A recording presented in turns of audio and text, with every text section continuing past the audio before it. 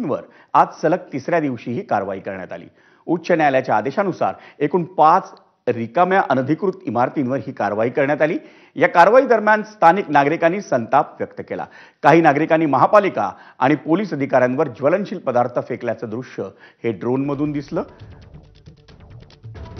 पण या प्रकरणात पोलिसांकडून कोणताही गुन्हा अद्याप नोंदवण्यात आलेला नाही अशी माहिती आहे। ठाणे महापालिकेच्या कारवाई दरम्यान कायदा आणि सुव्यवस्था बिघडू नये म्हणून मोठा पोलीस बंदोबस्त तैनात करण्यात आला होता।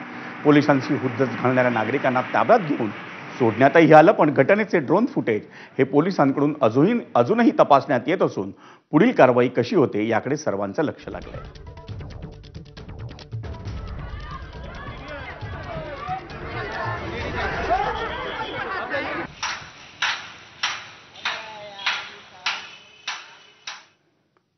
मुंबईत सायन धारावी परिसरात नव्यानं बांधण्यात आलेल्या पुलावर होणाऱ्या वाढत्या गर्दीबाबत महाराष्ट्र नवनिर्माण सेनेनं सावधानतेचा इशारा दिलाय। या पुलावर होणारी गर्दी ही